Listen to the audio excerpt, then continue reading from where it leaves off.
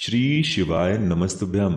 देखिए दोस्तों, पूज्य गुरुजी ने कहा कि जब भी आपको ऐसा लगे कि आपके जीवन में धन की बहुत ज़्यादा कमी है, आप मेहनत तो पर्याप्त करते हैं, प्रयास भी बहुत सारे करते हैं, लेकिन आप अपनी नौकरी नहीं प्राप्त कर पा रहे हैं। आप धन कमाने के लिए बहुत मेहनत करते हैं, लेकिन जितना भी कमाते हैं वो सब खर्च हो जाता है या फिर पर्याप्त मात्रा में कमा नहीं पाते।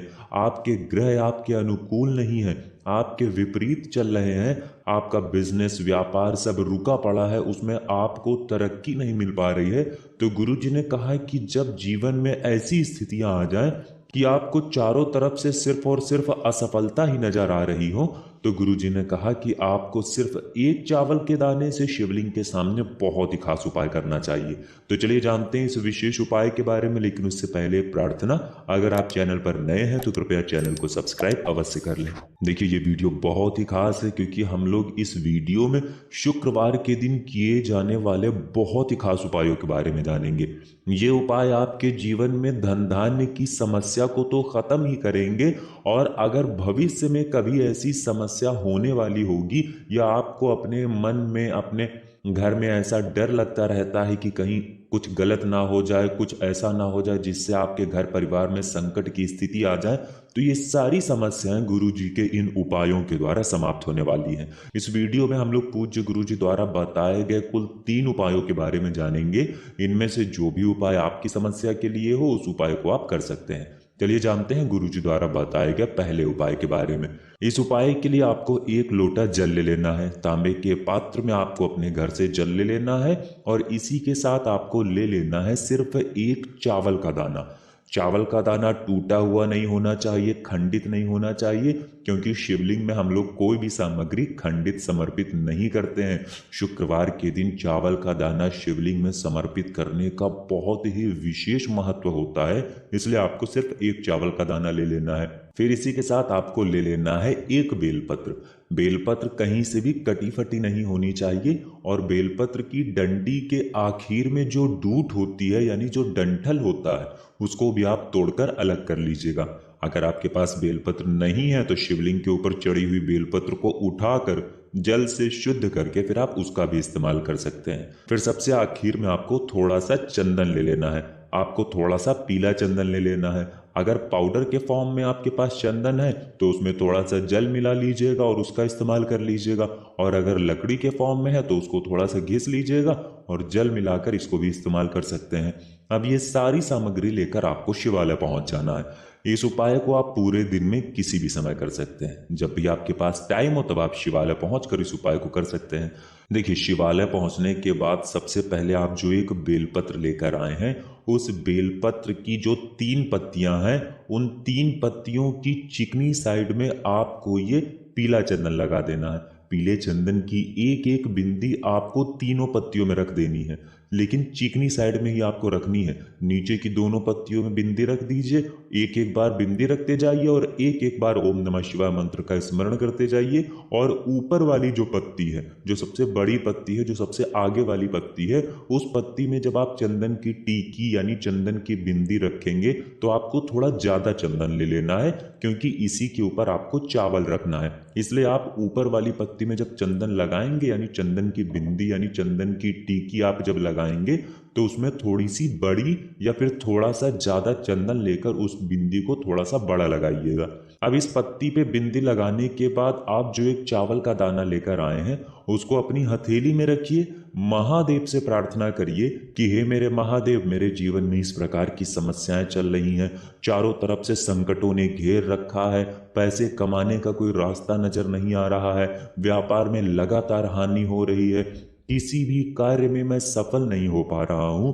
ऐसी महादेव से प्रार्थना कर लीजिए, और ये 1 चावल का दाना आप बेलपत्र की ऊपर वाली पत्ती में जो चंदन की बिंदी लगाए हैं उसी में चिपका दीजिए। इसीलिए आपको थोड़ा सा ज्यादा चंदन लेना था, क्योंकि आपको ये 1 चावल का दाना इसी बिंदी में चिपका देना है, और अब आपको ये 1 बेलपत्र शिवलिंग के ऊपर समर्पित कर देना है। जिस तरफ चिकनी साइड का हिस्सा है, यानी जिस तरफ आपने चंदन और चावल लगाया है, वो शिवलिंग में टच करेगा और बेलपत्र की डंडी जलाधारी की तरफ रहेगी। सामने आपको जैसा दिखाया जा रहा है, ठीक है ऐसे ही आपको ये उपाय करना है।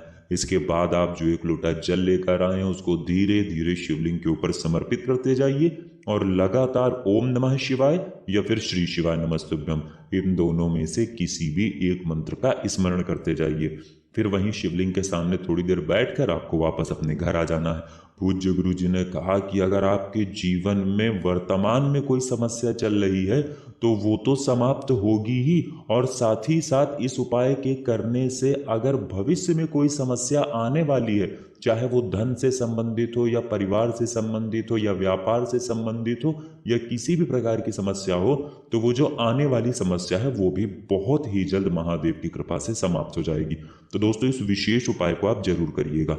अब जानते हैं गुरु जी द्वारा बताए गए दूसरे खास उपाय के बारे में। देखिए, ये उपाय उन लोगों को करना है जिनके जीवन में धन को लेकर बहुत ज्यादा समस्या बनी रहती है, जिन्हें रुपया प्राप्त हो ही नहीं पाता है, अगर होता भी है तो वो कहीं रोग में समाप्त हो जाता है, कहीं घर में फिजूल खर्चों में समाप्त हो जाता है, उनके जीवन में माता लक्ष्मी रुष्ट चल रही हैं, दुर्भाग्य लगातार उनके घर में बना हुआ है और सौभाग्य में वृद्धि नहीं हो पा रही है, तो ऐसे लोगों को ये उपाय कर लेना चाहिए। इस उपाय के लिए आपको एक लोटा जल ले लेना है और साथ ही साथ एक चावल का दाना ले लेना है। लोटा आप तांबे का ले लीजिए और जल आप अपने किचन से ले लीजिए, और चावल का दाना जो आप लेंगे वो कहीं से भी खंडित नहीं होना चाहिए, टूटा हुआ नहीं होना चाहिए।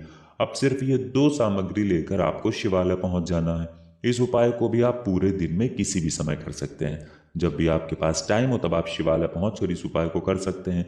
अब शिवलिंग के सामने पहुंचकर आपको सबसे पहले ये एक लोटा जल शिवलिंग में 5 स्थानों पर समर्पित कर देना है। सबसे पहले श्री गणेश जी वाले स्थान पर थोड़ा सा समर्पित कर दीजिए, ओम नमः शिवाय मंत्र का स्मरण कर लीजिए। फिर दूसरे नंबर पर आप श्री कार्तिकेय जी वाले स्थान पर थोड़ा सा जल समर्पित कर दीजिए और ओम नमः शिवाय मंत्र का स्मरण कर लीजिए।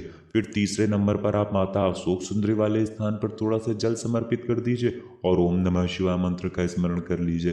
फिर चौथे नंबर पर आप माता पार्वती के हस्त कमल में थोड़ा सा जल समर्पित कर दीजिए और ओम नमः शिवाय मंत्र का स्मरण कर लीजिए। फिर जो चावल का दाना बचा हुआ है उसको इसी एक लोटे जल में डाल लीजिए, और अब ये बचा हुआ पूरा जल आपको शिवलिंग के ऊपर धीरे धीरे समर्पित करते जाना है तथा लगातार ओम नमः शिवाय और शुक्रेश्वर महादेव इन दोनों का स्मरण करना है। कौन से महादेव का? शुक्रवार के दिन आप उपाय कर रहे हैं इसलिए आपको शुक्रेश्वर महादेव का स्मरण कर लेना है। धन की जो समस्या चल रही है उसको महादेव से बोल देना है और फिर वापस अपने घर आ जाना है। सामने स्क्रीन पर आपको पूरा शिव परिवार दिखाया जा रहा है, इसी में जो गणेश जी का स्थान, जो कार्तिकेय जी का स्थान, जो माता रानी का स्थान दिखाया जा रहा है, उसी स्थान पर आपको जल समर्पित करना है और अभी जो क्रम बताया गया है उसी क्रम से आपको जल समर्पित करना है। पूज्य गुरु जी कहते हैं कि जो भी व्यक्ति शुक्रवार के दिन इस उपाय को करना शुरू कर देता है उसके जीवन की धन की समस्या हमेशा के लिए समाप्त हो जाती है। अब जानते हैं गुरु जी द्वारा बताए गए तीसरे खास उपाय के बारे में। ये उपाय भी आपको अपने जीवन में चल रही धन की समस्या को समाप्त करने के लिए करना है। इस उपाय के लिए आपको एक दीपक ले लेना है। दीपक आप चाहे तो मिट्टी का ले लें या फिर अपने घर पर शुद्ध आटा माड़कर उसका भी दीपक तैयार कर सकते हैं। इस दीपक में आपको घी का प्रयोग करना है। शुद्ध देसी गाय का घी मिल जाता है तो उसका इस्तेमाल कर लीजिए, और साथ ही साथ आपको लंबी बत्ती का प्रयोग करना है। लंबी रुई की बाती का प्रयोग हम अपने जीवन में धन धान्य को बढ़ाने के लिए करते हैं, अपने जीवन में वंश वृद्धि के लिए करते हैं, अपने व्यापार में वृद्धि करने के लिए करते हैं। किसी भी कार्य में हमें वृद्धि करना हो तो उसके लिए लंबी बत्ती का दीपक जलाया जाता है। अब ये दीपक और साथ ही साथ आपको एक हरी इलायची लेकर पहुंच जाना है तुलसी जी के पौधे के सामने। आपके घर पर तुलसी माता का जो पौधा है उनके सामने पहुंच जाइए, और ये उपाय आप शाम को सूर्यास्त के बाद ही करेंगे। सूर्यास्त के बाद तुलसी जी के पौधे के नीचे इस दीपक को रख दीजिए और इसे प्रज्वलित कर लीजिए। देखिए, इस दीपक को तुलसी जी के पौधे के नीचे तो रखिएगा लेकिन थोड़ा सा दूर रखिएगा, क्योंकि इस दीपक से तुलसी जी की पत्तियां झुलसे ना। अगर इसकी आग से तुलसी जी की पत्तियां झुलसती हैं तो उससे हमें हमारे उपाय का कोई भी लाभ नहीं मिलेगा। थोड़ा सा आप दूर रखिएगा। इस दीपक को प्रज्वलित कर लीजिएगा और 11 बार ओम महालक्ष्मी नमः इस मंत्र का स्मरण कर लीजिएगा। माता लक्ष्मी का बहुत ही प्रिय मंत्र है ओम महालक्ष्मी नमः। इस मंत्र का 11 बार स्मरण कर लीजिएगा और अपनी धन की समस्या को दूर करने के लिए माता रानी से प्रार्थना करते हुए ये एक हरी इलायची आपको इसी दीपक में डाल देना है और फिर वापस आ जाना है। पूज्य गुरु जी ने कहा कि सिर्फ इस एक इलायची के द्वारा हमारे जीवन की जो धन की समस्या चल रही है वो हमेशा के लिए समाप्त हो जाती हैं। तो दोस्तों ये थे पूज्य गुरु जी द्वारा बताए गए कुछ बहुत ही खास उपाय। अगर आपको जानकारी अच्छी लगी हो तो वीडियो लाइक करिएगा। मिलते हैं फिर एक नए वीडियो के साथ। श्री शिवाय नमस्तुभ्यम।